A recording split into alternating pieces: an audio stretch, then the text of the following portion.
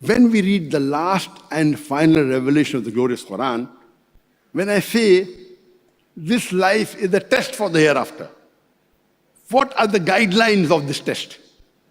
If you read Surah Al-Asr, chapter number 103, it is called as Rah-e-Nijat, the path to salvation, the path to Jannah.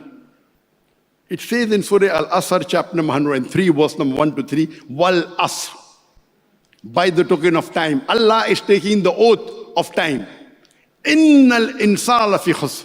Verily man is in a state of loss. Illa alladhina amanu, except those who have faith. Amilu salihati, those who have righteous deed. Watawasaw bil haqq, those who invite people to truth, do dawah. Watawasaw bil sabr, those who invite people to patience and perseverance. So according to Surah Al-Asr, man is in khasara. Every human being will go to hell, except those who have these four criteria. Number one, iman. Number two, amal salihat, righteous deed. Number one, faith. Number two, amal salihat, righteous deed. Number three, watawasaw bil haqq, inviting people to truth, doing dawah. Watawasaw bil sabr, inviting people to patience and perseverance.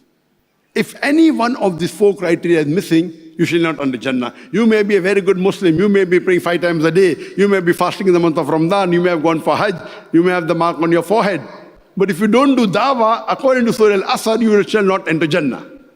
If Allah wants to forgive you and put you in Jannah, that's Allah's prerogative. But under normal circumstances, all four are equally important. Not only dawah, iman, righteous deed, watawasaw bil haqq, inviting people to truth, and inviting people to patience and perseverance. All four are equally important. According to Imam Shafi, may Allah have mercy on him, he said that if Surah Al-Asr alone was revealed for humanity, it would have been sufficient for guidance. Imagine, the great Imam, if Surah Al-Asr was revealed alone, not the full Quran, only Surah Al-Asr, 3 verses. It is the second shortest surah in the Quran. If this was revealed alone, it would have been sufficient for hidayah, for guidance for humanity.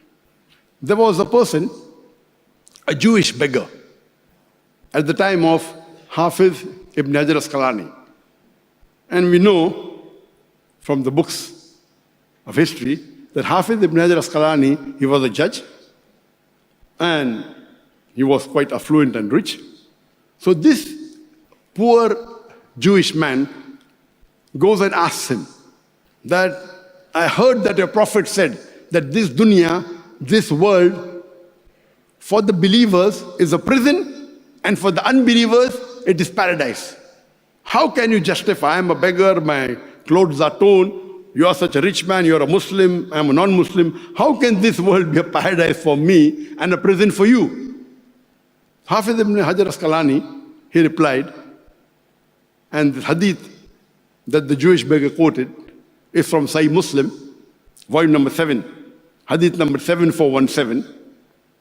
And Hafiz ibn Hajar Asqalani, may Allah have mercy on him, he said that the Muslim knows that in the next life he's going to get Jannah.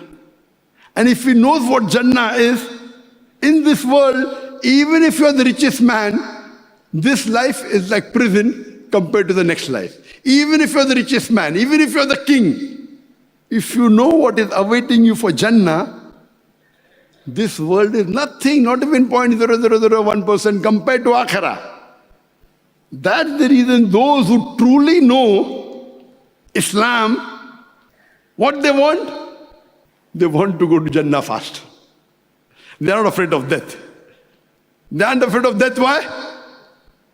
If a human being is on the straight path of Sirat al-Mustaqim, of Surah Al-Asr, if he dies, he goes to Jannah. So who would not like to hasten to die? You cannot kill yourself. It's haram. Suicide is haram. But of course, in the way of Allah, if you're on the haqq, you're not afraid. You aren't afraid of anyone if you're on the haqq. A true Muslim, if he's on the haqq, he's not afraid of death. Because if he dies, he goes to paradise. Even if he's the richest man in the world, even if he's 10 times richer than Bill Gates, Elon Musk, and Jeff Bezos all, nothing.